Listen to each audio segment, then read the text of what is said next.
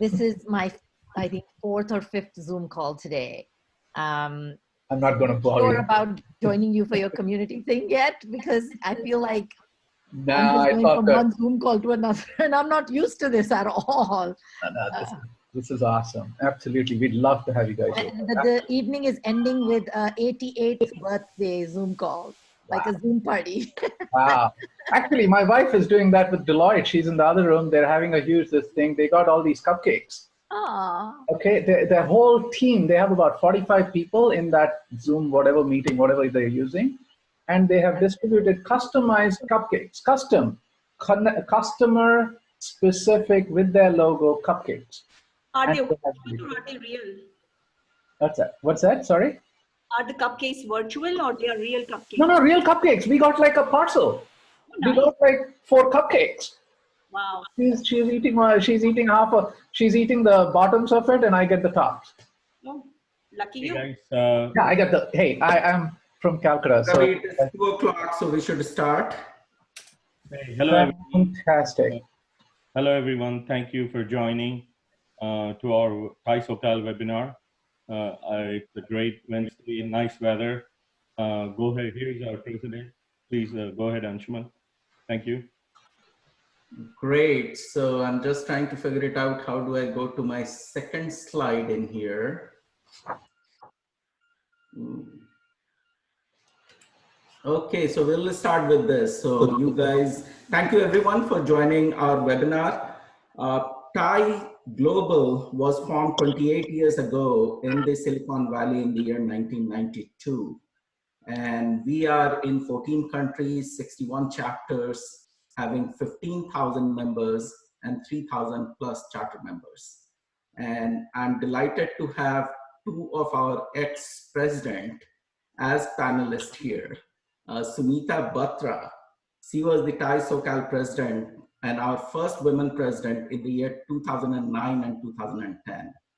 And then Harina took over in 2015 and 16. And in fact, it was Harina who brought me and introduced me to Thai. I was a small volunteer in her army of people doing all the helping out in the monthly events and also in the ThaiCon. So thank you for giving me the opportunity, Harina. The initiative, we are going to have 5 initiatives this year. Because of the COVID-19 situation, we have been doing webinar almost on a daily basis. We call it Thai Connect, which is on Monday, Tuesday, Thursday, and Fridays from 4 to 5 p.m. The Thai, angel investment event is going to be on April 29th from 4 to 5 p.m. We have so far received 24 startups. Out of that, 4 startups will be pitching for funding. And I'm happy to announce that, we have started a Thai SoCal Angel Fund with $1 million in the bank to invest in startup companies. And it is only for the charter members. So Harina and Sunita, I'll be reaching out to you too. And I hope Sankaram has already reached out to you, Harina, to invest in that fund also. We are also going to start a bi-monthly newsletter, which will feature the Thai SoCal charter members, upcoming events, partner events, and what's going on all around the world in the startup community. So please keep an eye out for that. We'll be starting that, pretty soon. So with that, Ravi, the floor is yours. Excellent, excellent. Hey, thank you very, very much, Anshuman. I truly appreciate it. Before I go into introductions and a little bit of a background, a few logistical issues before I start. One, just from an agenda standpoint, we will be going through a conversation with our esteemed panelists over the next about 45 minutes. And then what will happen is, then we'll then take some Q&A for about 15 minutes. Everybody is welcome to ask questions. Questions will only be asked using the Q&A chat button. So please get familiar with it, either the Q&A button or the chat button. Type in your questions. between Anshuman and myself, we will take the questions and read it out to the speaker, read it out to the speakers for them to answer it. It just makes logistics a lot easier. We are dealing with technology, with broadband, and I just want to make sure it's very smooth. So please use the Q&A section of your webinar, of your Zoom webinar. There's the button there, press on it, and ask your questions. You can also use the chat. There'll be 2 rounds of talks, 2 15 minutes. We have 3 speakers, 5 minutes each. And they'll be in 2 sections, one before COVID, before 311, and one 312 and beyond, right? So just that's logistics wise. Now to the agenda out here. I'll just give you a little bit of a background. As speaker chair, it is my role to plan future events, find speakers. We find them based on recommendations from fellow members, charter members, and it's a very, very complicated selection process. And I love that, right? I get a lot of input. I get to plan the events along with Anshuman and Anil and a whole bunch of the executive team and connect with the speakers and get ready for the talk. And it provides me, the fun part about it is it provides me a very unique perspective to the speakers. And one of them is, 3 of them are the speakers today. Meeting today's speakers has been an honor and a unique privilege and also very motivating, okay? They are 3 incredible leaders in their own right, amazing women who have established, one who has established a solar energy company, one who has set up a unique not-for-profit that does amazing work, and one who has developed a unique category in personal beauty. So without much ado, let me introduce our 3 speakers. First is Harina Kapoor. Anshuman mentioned her. She was president of Thai SoCal from 2015 to 2016. Harina is a serial entrepreneur, founder, CEO of Icom Solar, which was founded in 2010. Icom specializes in residential and commercial and industrial solar energy solutions, including solar panels on rooftops. I know Icom very well. They have contacted me. I put it in my old house, and they are great customer service. I love their service end to end. So I'm a huge fan of Icom Solar. So if you guys have not had it, put them on your roof. They're incredible. Harina had an incredible background too.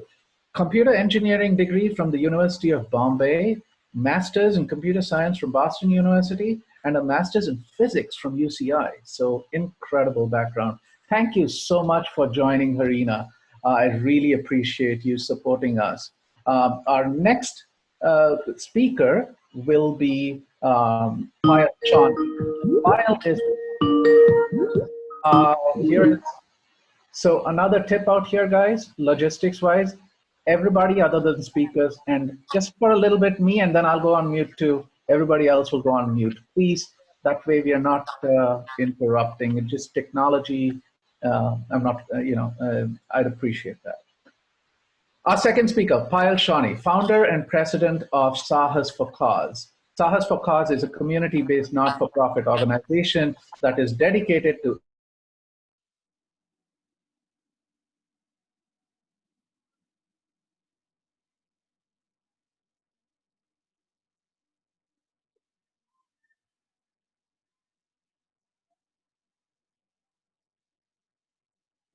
in New York, Chicago, Cincinnati, Ohio, and now California, right? She has done some projects. She was the California State Department mental health grants to carry out community projects for mental health prevention, education, and awareness. She launched the community wellness program for South Asian seniors, both in LA and Orange County. And the project is called Mauj Masti Sehat, Fun and Health, which is incredible, right? Great name, Mauj Masti Sehat. Welcome, Payal. We are looking forward to hearing from you too. And our third speaker is an incredible entrepreneur, a celebrity stylist, and the CEO of Ziba Beauty, which is a chain of brow studios that introduced the art of threading in the United States 30 years ago. Her work has graced the pages of Vanity. She's quite a rock star. Vanity Fair, Rolling Stones, Mademoiselle, and the New York Times. Much read about New York Times. She's a celebrity. Her celebrity clientele include Beyonce, Madonna, Naomi Campbell, Gwen Stefani, Christina Aguilera, and Jennifer Aniston. Hey, I just watched the Apple thing with Jennifer Aniston, the serial there, so which is awesome. She has a book called Art of Mehndi by Carlton Books and Penguin Viking, which sold over 100,000 copies in 5 languages. She has produced 2 documentaries, MDB about vocational training for survivors and Namaskar on Sikh customs. Smita Batra is the CEO and the CEO of Ziba Beauty and our third speaker. So I am going to shut up for a while and listen to them. That is what this show is all about. I'm going to keep quiet. But before that, I'm going to set the stage up with a simple question. Each of you walk us through, starting with Karina, then Payal, and then Sunita. Tell us about your evolution. Tell us about you, what makes you you, and your company, and everything before 311. Tell us about each of your companies. Harina, if you would go first, and then Payal. So. So I'll make it very quick. First and foremost, I'm very happy to be here with all the Thai group again, Thai SoCal. I have been the president for 2 years and given my heart and soul for about 3-4 years to this organization. I always tell people that I'm not religious, but if I were to be religious, entrepreneurship would be my religion, and I'm very, very attached to Thai SoCal and Thai in general. It's a great organization, and thank you everyone for hosting this event. I'm honored to be on it. I founded IKEM Solar in 2010, and it was because I wanted to make the planet better, and also I wanted to make money. And I was like, what business should I go for? And I looked at different options. Renewable energy came up. Wind was very difficult. So I went for solar, and I've run the company this is my 10th year. We have always been cash flow positive. We are debt free. I know a lot of entrepreneurs believe in venture funding, but I have always wanted too much control in my business, and I said I don't want to report anybody other than my customers, of course. So I've grown it slowly, but consistently, and while keeping profits in mind. So we do solar installations for residential, commercial customers.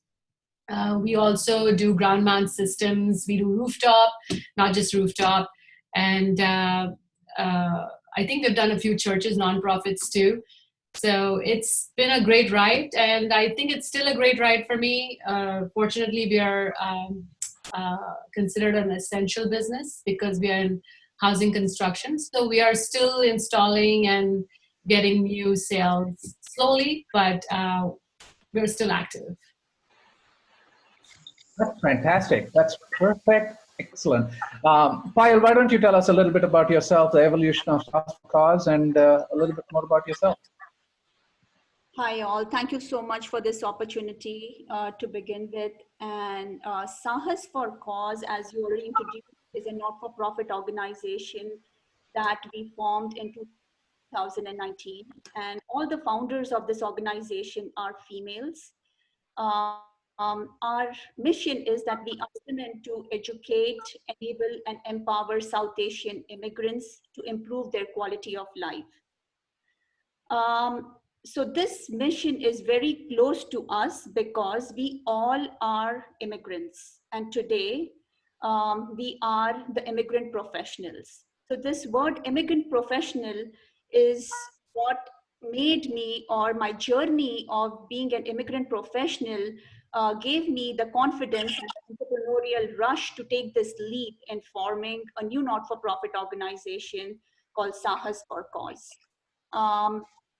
So my journey has been in healthcare, where I have served in healthcare, psychology, behavioral health, and social work.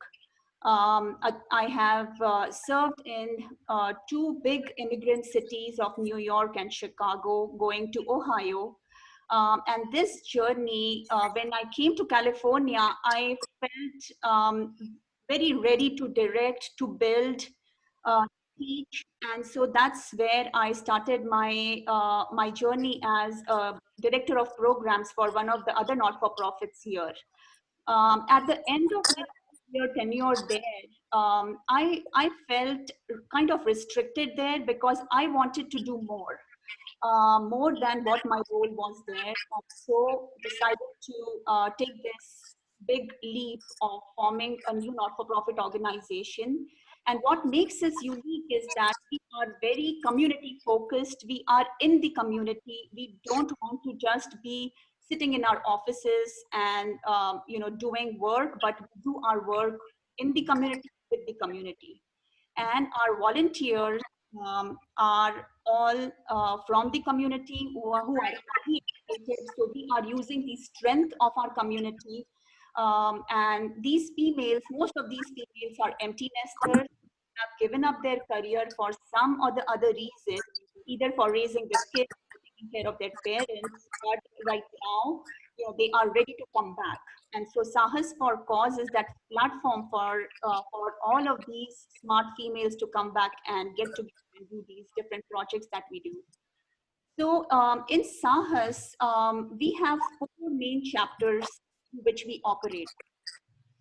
And the core and the heart of each and every chapter is mental health and wellness.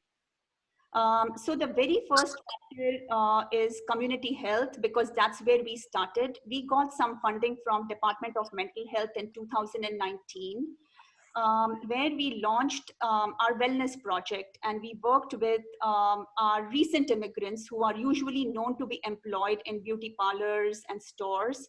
So we reached out to them and educated them and organized them, and gave them some hope that there is an organization like Sahas for Cause where they can reach out if they feel they are suffering from depression or domestic violence or any other issue.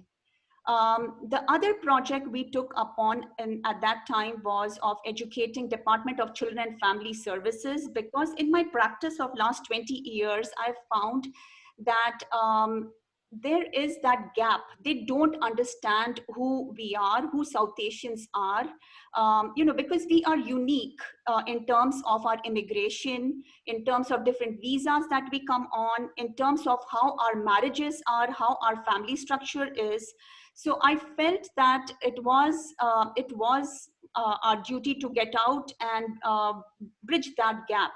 So since last year, we have been in touch with Department of Children and Family Services and holding educational seminars and forums with their clinicians.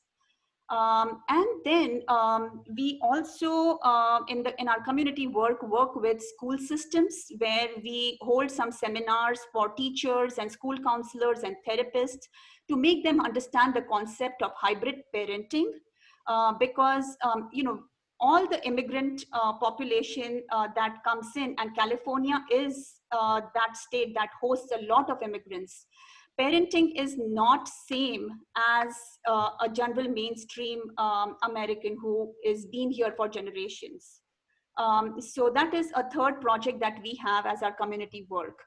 Then we have women's health as our another chapter, where we do therapy, counseling, case management for females suffering with domestic violence, sexual assault, trafficking, grief.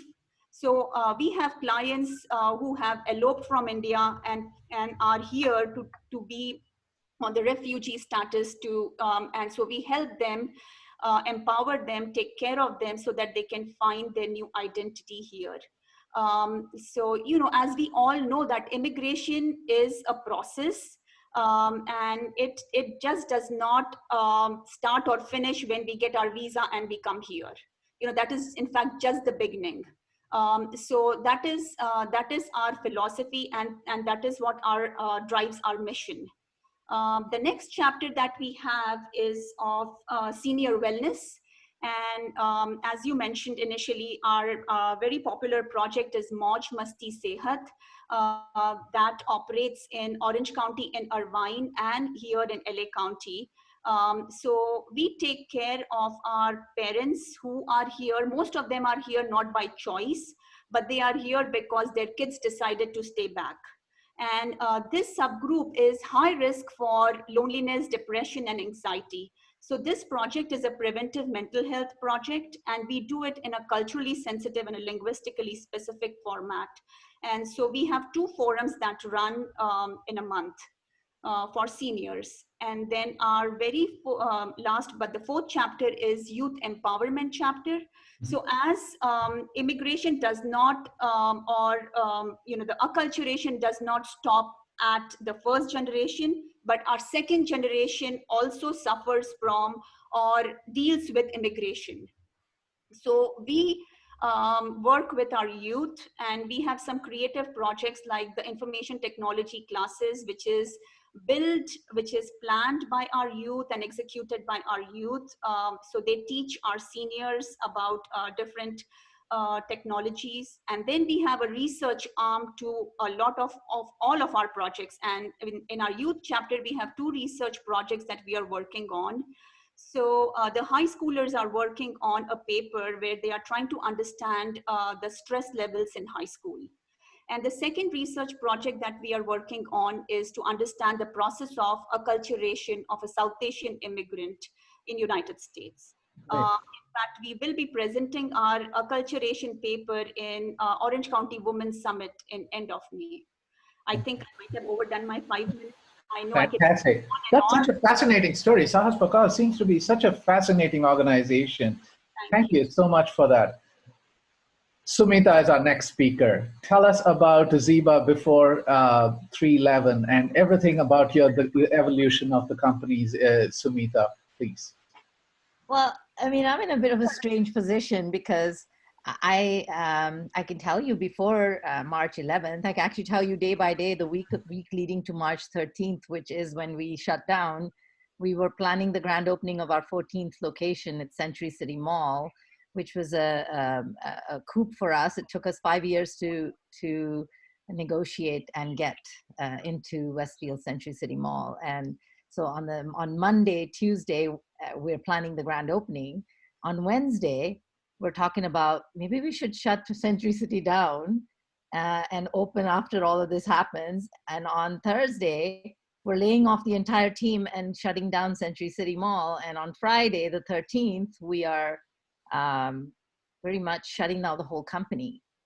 And so, as I mentioned, I mean, we are a chain of salons that specializes in eyebrows. We're touch services. We are,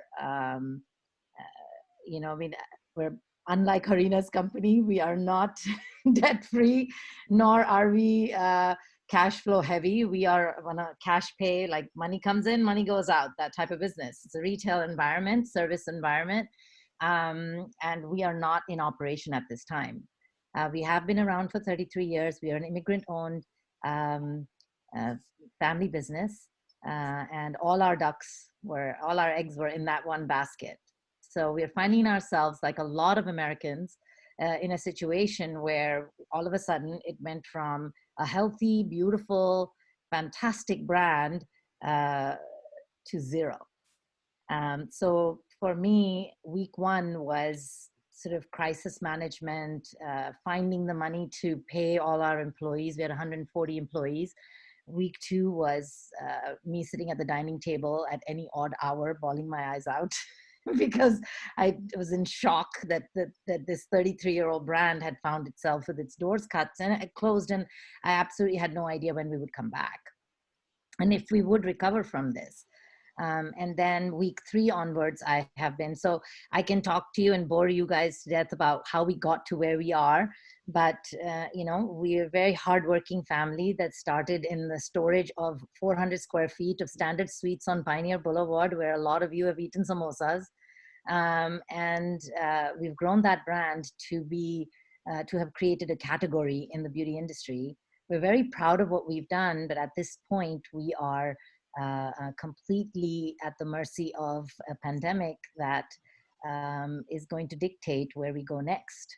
Actually, I did want to probe a little bit about the background, because that actually, you have taken something in your background and created something new. So before we go into the something new part, we need to know what it is that ran you, right? I mean that I thought yesterday in our conversation, that was a huge part of your story, right? how you guys, your mother and you, created this incredible category in itself. Walk us through that a little bit. I know it's very You know, boring, understanding entrepreneurs. we used to go, we're a very simple family. We're an Indian family born and brought up in Iran, hence the word Ziba, which means beautiful in Persian. And we basically had to leave Iran when the Khomeini regime took over. So that was exit number one. And then we moved to India, could not sort of figure it out there. It was like a Mexican American family moving to Tijuana 40 years ago. It was quite different. And so 7 years of struggling in India, we then made a move to the United States, and we've been here since. My mom had a job. That company went into Chapter 11, and so she was the last employee to be let go of. And her last paycheck was $2,000, and she had one credit card with $2,000 on it. And we used to come to shop on Pioneer Boulevard. And while we were in India, the 7 years, she had converted our garage into a salon. And she had done the beauty course, and she just knew. And so we used to go to Pioneer to do our shopping. And one of the ladies there, Mrs. Nagrani, used to be Sari Boutique, would continue to sort of like tell my mom that you should open a salon. There isn't a salon that does any of the Indian services on Pioneer Boulevard. So we negotiated with Mr. Mahajan a 400 square feet storage that was disgusting. I mean, it was dirty as hell. And literally scrubbed the floors and painted everything. And the wax room was a shower curtain that we put together ourselves. And fast forward, worked really, really hard for 33 years to create a brand that actually ended up creating a category in the beauty industry. There was no category for brows. Today, brows is a category of its own. So we're very proud of what we've created, which is a global category in an industry that is, multi-billion-dollar industry. And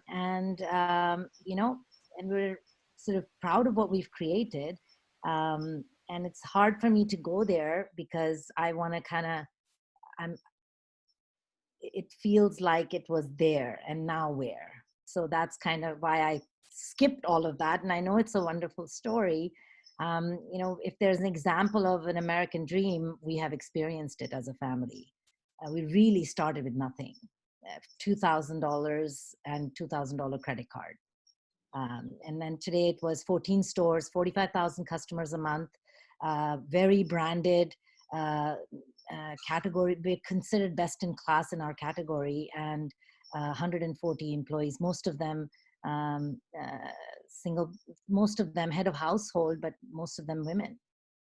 Yeah, so what I'll do is I'll just break my own rules out here. I'll just finish the entire conversation with post with COVID, and understand how you have pivoted, and then I'll go to Harina and then Payal, if that's okay with you guys. Okay, because we can complete this conversation, and it's a very interesting story. Because when you were telling me about this yesterday, one of your core unique selling points in setting up your category at Ziba was hand sanitizers, the cleanliness of the place, right?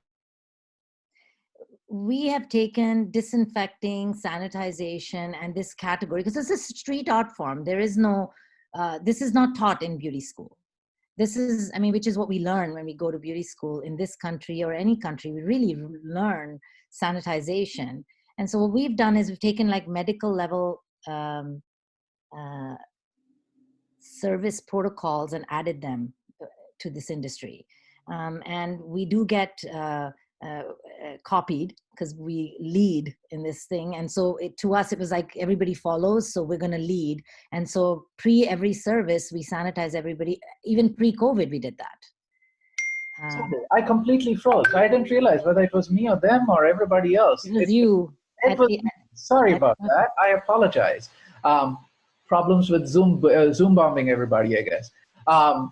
So yeah, tell us about that selling point, and I don't know whether you already covered that. I did. I just said that we just, because it was a street art form and we were the leaders of the category, we have constantly created protocols that are elevated, because we were branding, we were in the mall, we were not really creating an environment that was anything less than than something that was acceptable at a grand mass level. So that's sort of something that we've already done pre-COVID, but post-COVID, we have to take it like to a completely different level. Right. And now you took all that stuff that was in your storeroom, right? You had all these things. Tell us about that and what have you done now? Well, I mean, like I said, week 1 was crisis. Week 2 was feeling sorry for myself. And week 3 was me coming back at it and saying, okay, what am I going to do? I'm not someone that just sits back and says, okay, I'm just going to let this thing happen and just let CNN drive me suicidal. So I thought about it, and I had a storage room full of, I had a warehouse and storage of supplies that we use to deliver to Ziba Beauty. And I started calling my suppliers, and I had hand sanitizer, I had gloves, I had paper towels, I had toilet paper. And so I called up my paper supply guy and I said, you know, like, do you have more supplies? Because I've got 170,000 customers. I'm going to try to sort of create COVID essentials and supply them to people. These are hard to find items right now. I've got these customers. Let me see if I can do something like that. And he says to me, I have everything but hand sanitizer. Well, that was my first PO. I sold him hand sanitizer. So, you know, I was in business. And it is 3 weeks later. I've lost 6 pounds. I'm having 1 meal a day, if I'm lucky. I'm busier than I have been before. I'm trading. I will be okay. But I then have had to really shape and say, well, what do I do with Ziba Beauty? And so what I'm trying to do is, I have a lot of friends and a network of very powerful women, small family businesses. And I'm creating an e-commerce platform where the vendors that have products and my clients can kind of interact together. And instead of giving business to, I laugh and say, now I'm the toilet paper business. I've pivoted to the toilet paper business. Anybody who can't find hand sanitizer, masks, and toilet paper, call me. I've got some, you know. And I'm definitely not gouging, and I'm definitely not giving into this and not giving up. But I'm also very real about the fact that touch services is gone for at least 6 months to a year. Mm-hmm. I would not feel comfortable touching someone, and I would not feel comfortable encouraging someone to go get touched by someone until it is safe, until we've got backup, until we are ready to actually, do this in a safe environment. And so what do I do in the meantime? How do I feed the 140 families that depended on me?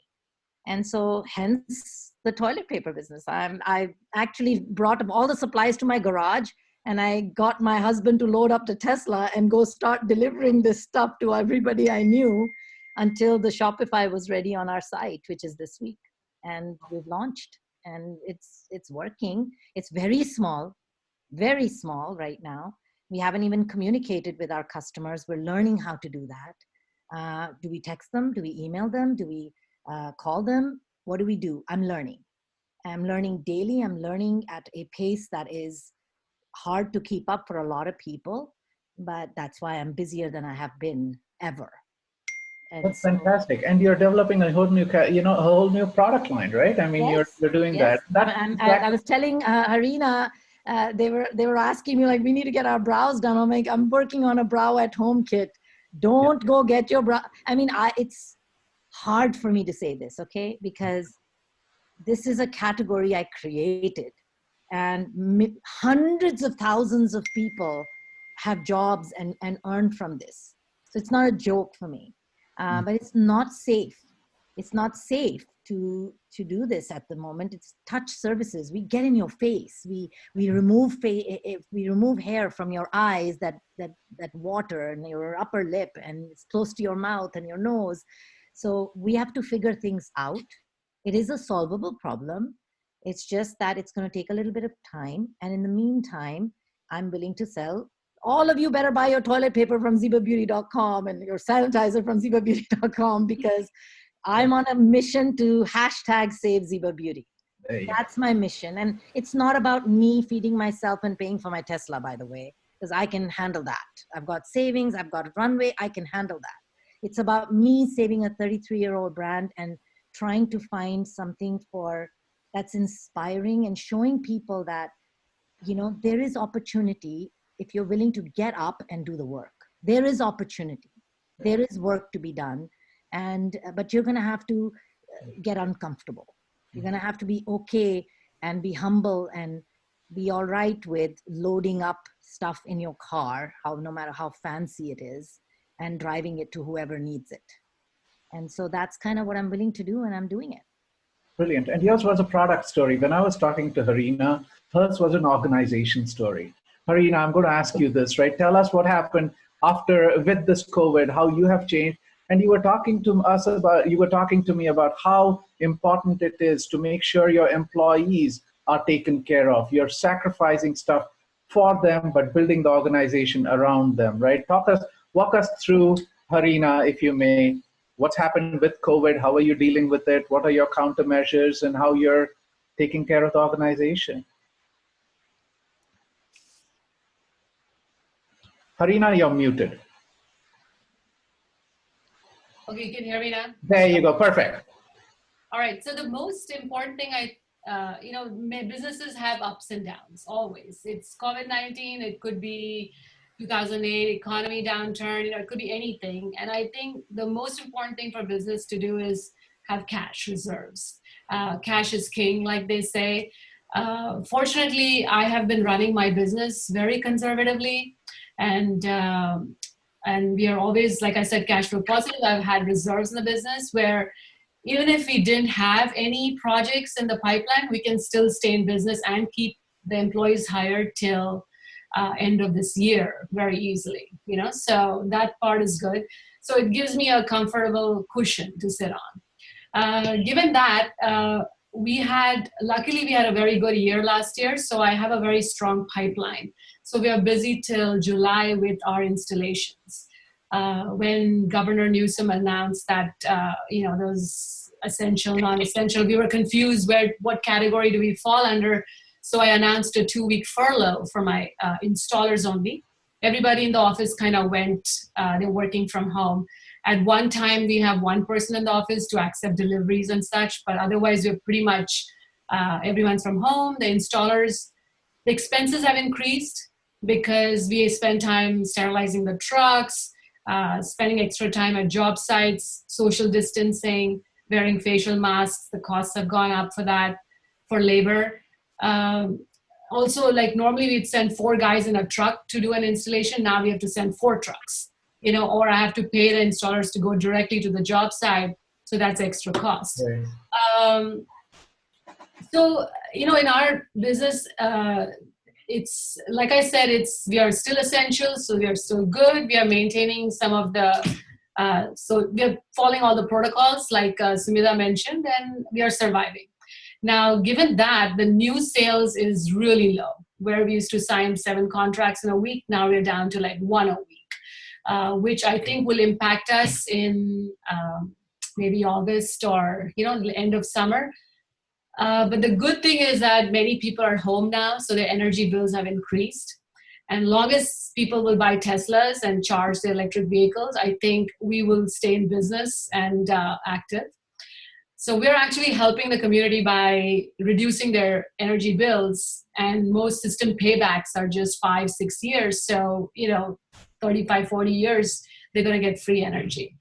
So yeah, I think that's pretty much it with us. Like I said, cash is king. We are maintaining safety measures. We are taking good safety measures, and we're surviving, so. And you were also talking about ICAM as a brand, right? As a how it is unique to you and how you make sure that it's projected. Tell us a little bit more about your brand and what you. Yeah, so the most important thing is that I feel I always put myself in my customer's shoes. I would not do anything for the customer that I would not do for myself. So, for example, if you were to install, like my installers will tell me, "Oh, Harina, there's no need to install a monitoring system. It's a real pain in the rear." But I'm like, okay, if it was your house and if you were installing solar for your home, would you put a monitoring system? And they're like, of course. So I was like, okay, then we do it for all customers, even if it's a painful thing to do. So we are very good. We have a goodwill with our customers, and almost every customer of ours is a reference. So we have very good Yelp ratings. We kind of keep, that's where I am unique, as in, Yeah. I'm there for the customers. One more thing is that we've had a couple of other solar contractors contact us at this time because they are suffering, and one of them is actually trying to file for bankruptcy, so they're considering potential mergers. So our competition, not all of them are doing very well, but we are kind of hanging in there, you know. So yeah. Yeah, and you're doing amazing things to win. I mean, you're one of the few companies who are still there and trying to do What that. Savita said, like, you know, completely just keeping the Ziva Beauty brand name on, I think that's wonderful.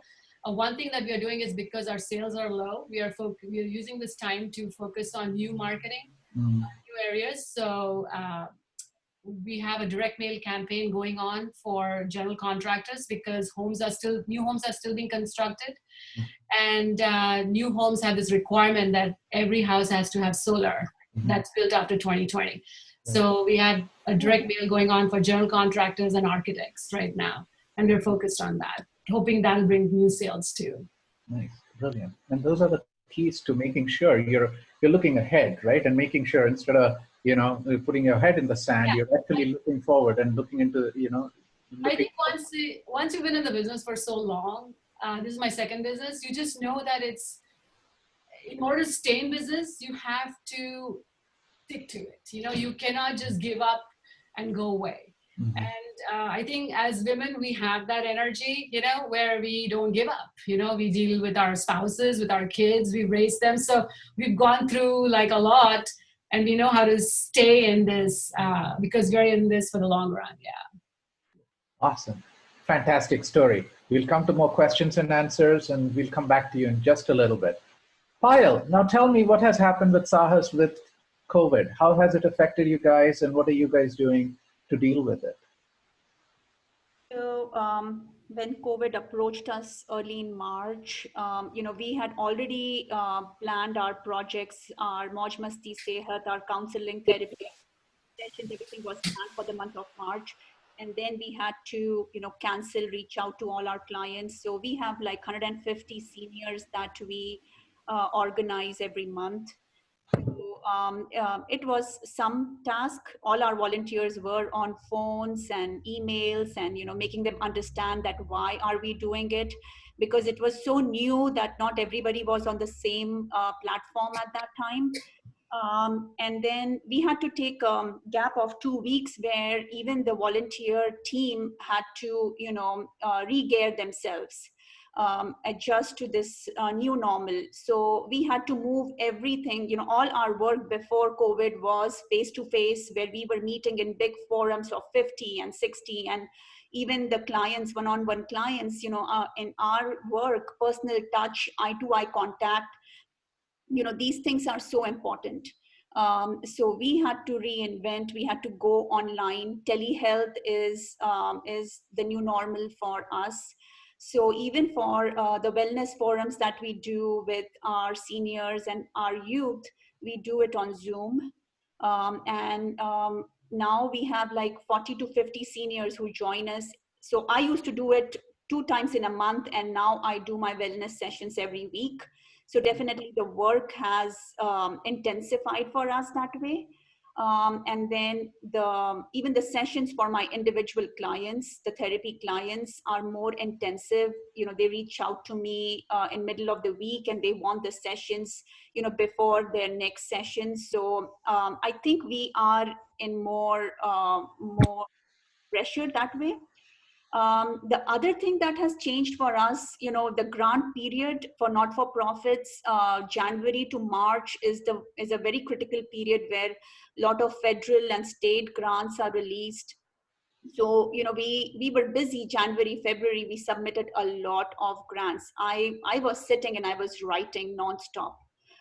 But, here comes COVID, and all the grants, most of them are frozen. They are not releasing any grants. So financially, it is a little, it's a stretch. We almost were about to sign a lease because until January, February, we were operating from our garage office. And so finally, with some donation that we had secured in 2019, we were ready to, launch ourselves with this office. And I think I was lucky I'd not signed it yet. So I could take my steps back, and we are back in our garage office and we love it. So we operate all our Zoom sessions, all my therapy, everything operates, from here. So someday we will have our office and we will be out there. But then until then, we are operating full-fledgedly. We are accepting anybody who's in need. If anybody who's listening to me now knows anybody who's suffering with either domestic violence, relationship issues, adjustment disorder, reach out to us. We are in business. We are giving service. And, our donation, our fundraising, our mode is going to change. We are going to reach out to our community one-on-one, and we'll survive. We'll survive. I like Sumita's story so much. As Ziba is going to be the brand, and, we all will be going to Ziba post-COVID. I want Sahas to survive. I want Sahas for Cause to be there and, out there somewhere on Pioneer. Yeah. In Irvine. And some good solar panels, right? Absolutely. Tesla with the solar car. Taycan with the solar panel. That's what I'm thinking about. So anyway, hey, I just want to make sure you guys look at that chat thing. Lots of inspiring. You guys are inspiring. There are people who are saying that you are very inspirational. Sumita, you're such an inspiration. Harina, admire your savvy. I'm just reading these out from the chat things. And ethical businesses strategy. So thank you. Payal, thank you for your community service. Love to volunteer and support your efforts. Ravi, for the years. So I see a question that I think would be appropriate right now is that asking, have you applied for the PPP, and what our approach has been. We were one of the first businesses to close in every single one of our malls. And then literally within a matter of days, everybody else followed. So we were also then, it gave us the ability to, it was a very difficult decision to do because on the 16th, we then laid off our entire team. We could not afford to furlough them because we were hit with two paychecks in a 13-day period. And so anyways, what we've done is it allowed us to help our team to get in line ahead of everybody when it comes to unemployment benefits. And then the PPP, we have applied. Unfortunately for us, we bank with Wells Fargo. And on the last day, Wells Fargo changed their regulations and their requirements, and they reduced them from 500 to 50, and we did not qualify. But what we had done, and we had been advised to apply as many places as possible. We applied 7 different places, and we got 1 acceptance. And as I am sitting here right now, my controller has sent me a message that we had just gotten an email saying we have been approved, and we just got an email follow-up email saying how much we got approved for and what the next steps are. But I want to make sure that there's a good 70 people in this panel right now. And, my perspective on the PPP is that it absolutely does me no good to use that money to hire my team back if I'm not open. Because I can hire my team back, but I don't have any business. I'm not open, and I can't be open until it's safe. And so my strategy and my outlook to the PPP is that how do I use this money as a loan to continue to #Save Ziba Beauty? My advice to any entrepreneur, there's 2 questions I wanted to address. One was this PPP, and there's a specific question about our category. But this first one, I would advise that be very careful that you don't find yourselves in deeper debt. Just because these products and loans are available does not mean that we need to avail to them. I mean, the reason Harina is sitting comfortably is that she's not taken, you're not in debt, right? So those mistakes and a smaller entrepreneur can make at this point. This is seen as free money, and yet it is not necessarily free money. It is very affordable money.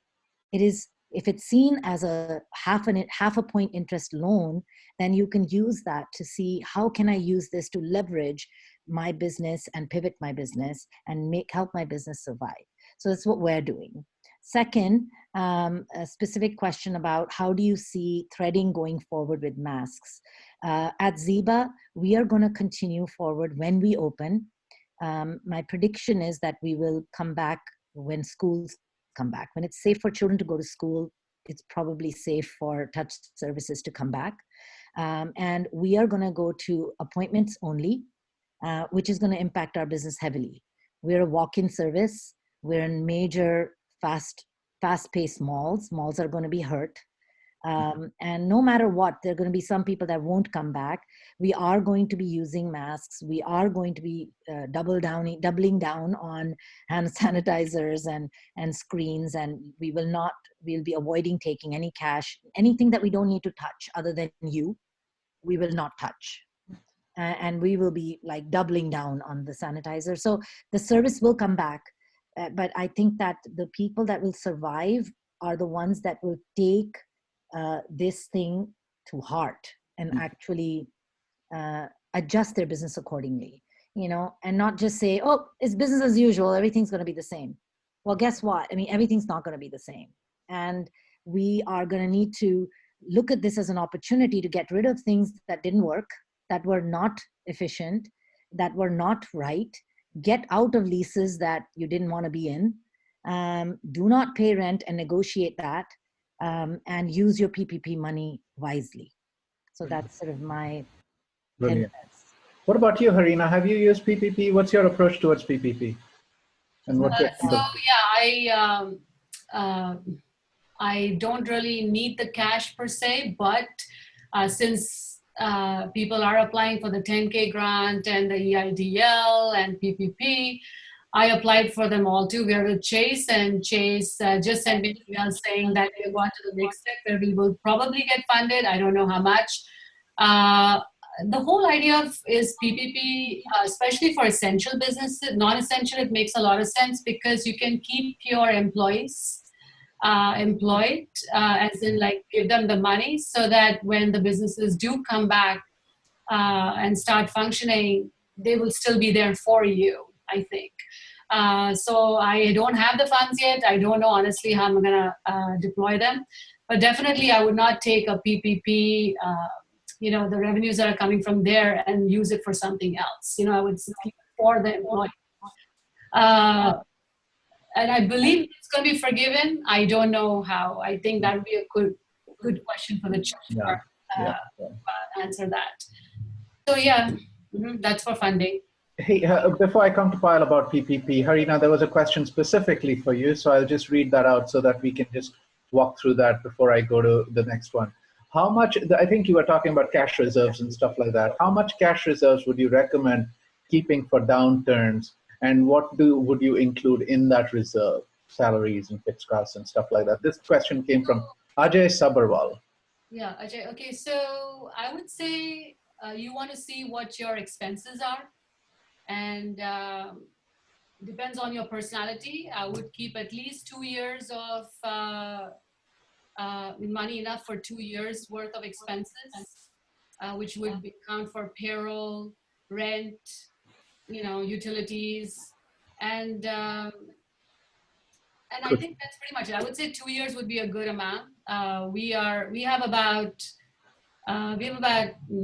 honestly like 4 or 5 years worth of money saved up for overhead expenses, but I'm saying till end of this year, I will feel comfortable. Afterwards, I'll start feeling very uneasy if we don't get new sales. So you're thinking about 2 years of EBIT essentially as a cushion.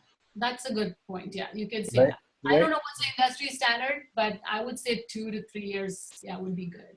I was told by a recovery, like a person that comes in, a friend of mine, that his job is to come in and help companies companies that are hurting, that usually 18 months runway, you can pretty much do a turnaround in 18 months. So minimum 18 months is a safe ground.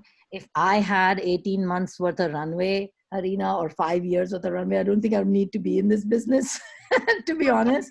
It's a retail business. It's very, very difficult to do that.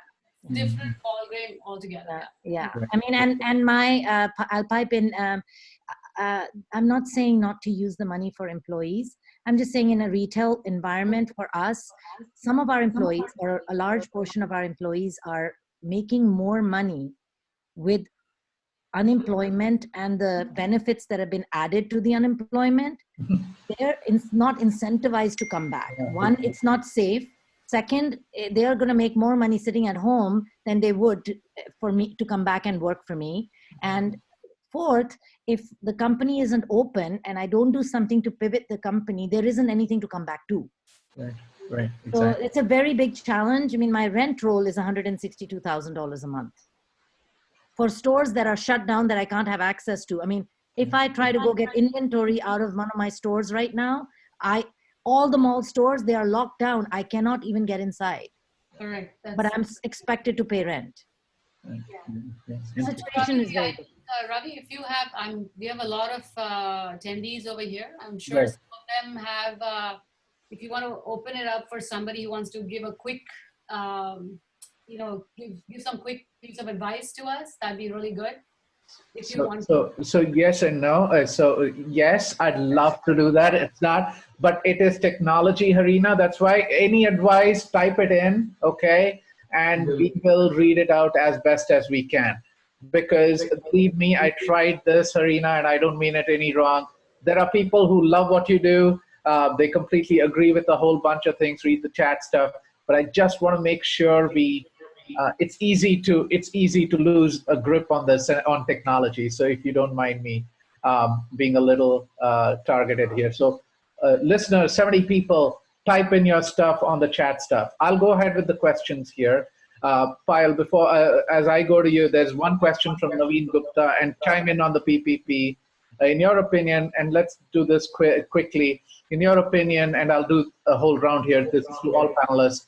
In your opinion, what business practices in your respective businesses are going to change post-COVID-19? I think you kind of answered this, but go ahead with PPP and the two questions, cash reserves, and chime in on that before we go on. I think the question that I would like to address here is of Sonal Ladwa, and she has asked that what issues predominantly surface within the Indians for you? I did not see that question. Go for it. Absolutely. Thank you. We did not see that, so go for it. Coming with their issues. So predominantly we see issues with relationship, domestic violence, sexual assault, and adjustment disorders predominantly. And underlying depression and anxiety is there. And are Indians forthcoming with their issues? No. So, usually most of the presentations of my client is very somatic. So, the females reach out to me saying that, I have a lot of, belly pain, non-stop belly pain. They've been through several tests and nothing, no diagnoses. And that's when they come to us. And with a little bit of research, counseling, we find the result is that it's nothing related to their physical health, but most of it is mental health. So the presentation is never direct, but it's always indirect, is what we have seen in our practice. And but every phone call that we get for Sahas, or every referral that we get, we take it very seriously, because it takes a lot for a South Asian to reach out to an organization like ours, because by then they have already reached their rock bottom. Because of the collectivistic society that we are, they don't want to ruin the pride of their family, so they will do their best. They'll suffer until they can suffer, and that's when they reach to us. So each and every client is a ER client for us. In the medical terms, it is an emergency client. So yeah. Excellent. One more question before I get to Anshuman. One more question for Payal before I get to the opinion on the thing. How different are you from Sahara and SAN? This is from. It's a very good question, and I get that question very often. So we are very different because we are out there in the community. We don't limit ourselves to the offices. Then we are a pure volunteer-based organization. So, we don't have any employees, at least till date. So that is how we are different, and we all are immigrants. We all know we have had our own struggles. It was not an easy journey for me to reach where I am today. So that is what makes us different from both of those organizations. And we are very research focused. We are very data focused. So we maintain each and every data that we have from our client, and we study and publish. We have been presenting from the 6-month age of SAHAS. We have presented in South Asian Mental Health Consortium that happens in San Jose on an annual basis. And so, yeah, we are very education focused.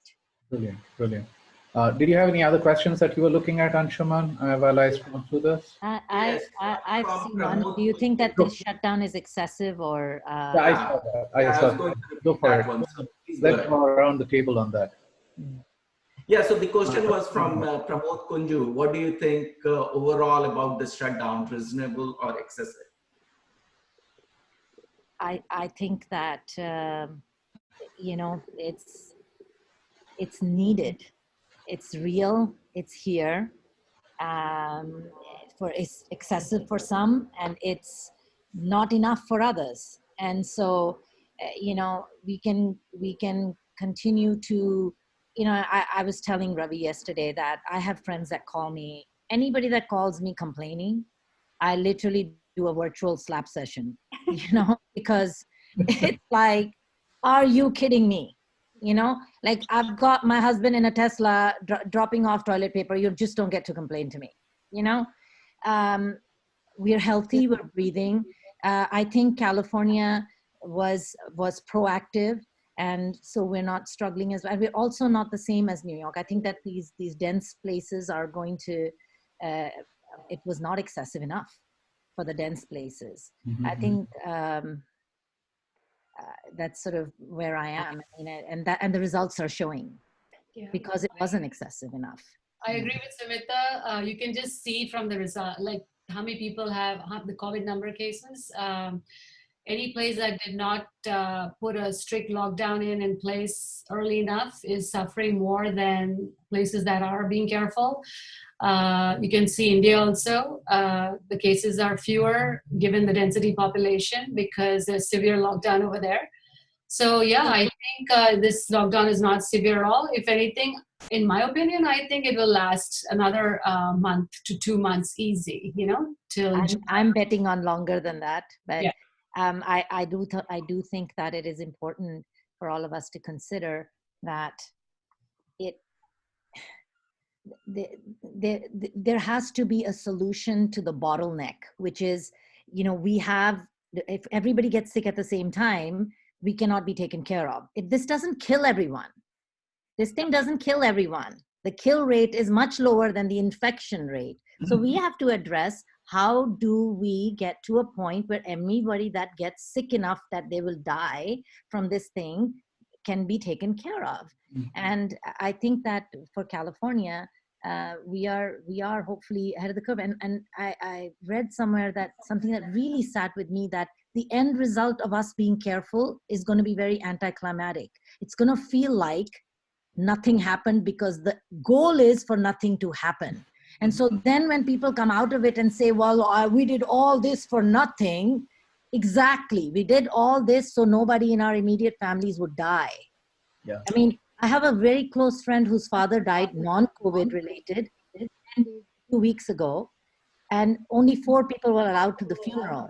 People are not getting to say goodbye for normal reason deaths. They're not getting to even see their family members in their closed caskets, So why would we want to risk that? And so, yes, financially, we have taken a huge risk, but I wonder what the risk would have been if we would have gone. Are we really willing to bet and see what the other side would have been? Yeah, I think it's a responsibility matter. I know senior citizens who have. I think we are doing this for just my 2 cents before I go to Harina.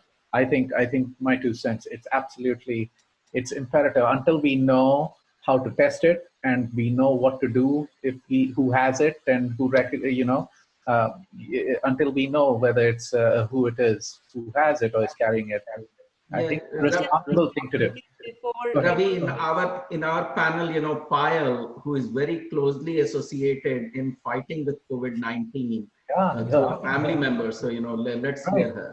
Tell us a little bit about it. Yeah, exactly. I've been bubbling to, share because I live with a physician, I live with a Yeah, you healthcare worker, and I cannot emphasize enough social distancing, social distancing, social distancing. Please don't leave your houses. Please don't get out because, these physicians who are touching the patients every day, it is so scary. I see my husband's emotion every evening and I really look at his eyes. Sometimes I don't even want to ask him anything because I don't know what's going on in his head. So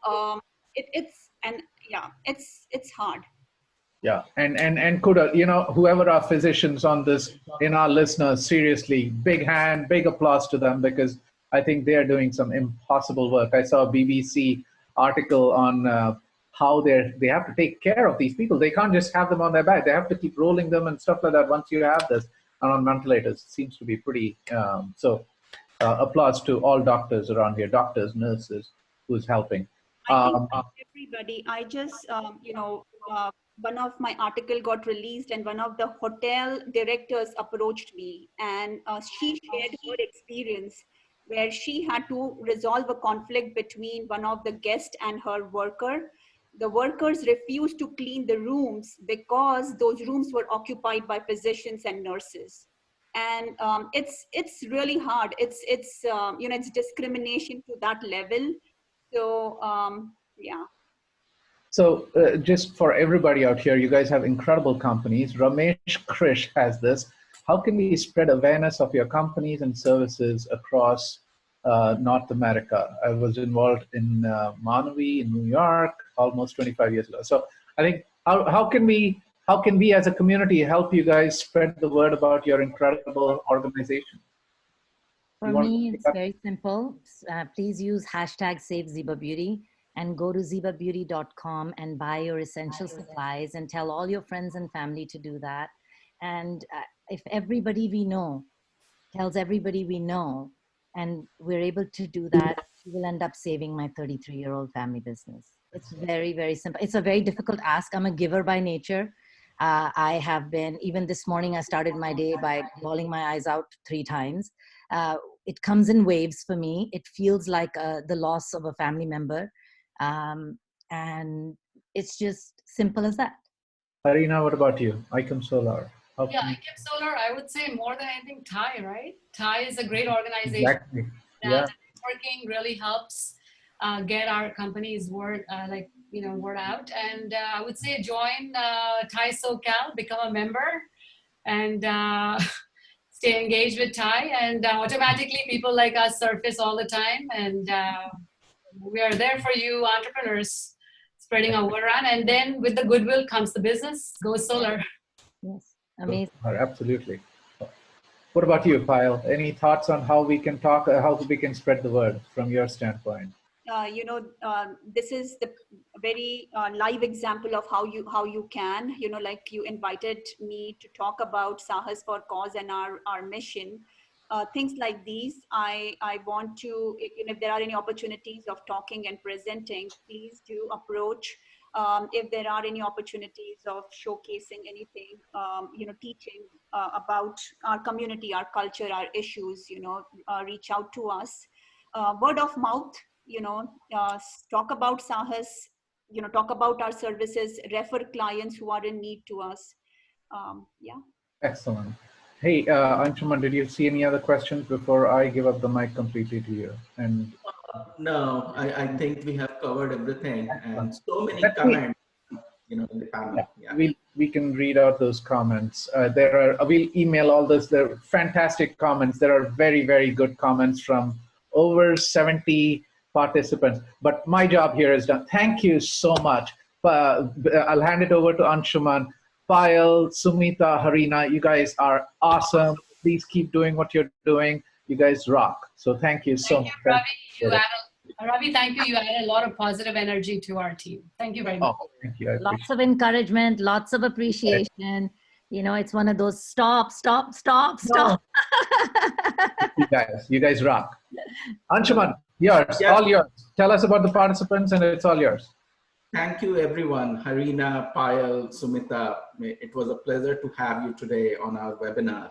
70 plus people attending the, in a midday, 2 to 3 p.m. is incredible. We have recorded it. We will be posting it on Facebook. We'll be tagging you all and also on YouTube.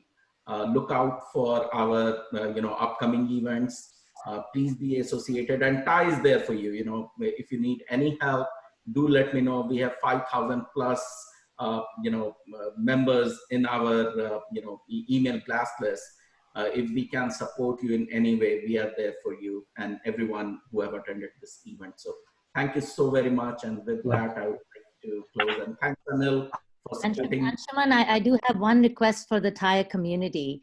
Sure. I'm looking for a smart, good, fair's a hard one, digital marketer. So if anyone's looking for some work and can help me, I'm looking for a good digital marketer. I was going to tell you that ICOM has an awesome e-commerce platform. Check it out. Seriously, their website is pretty cool.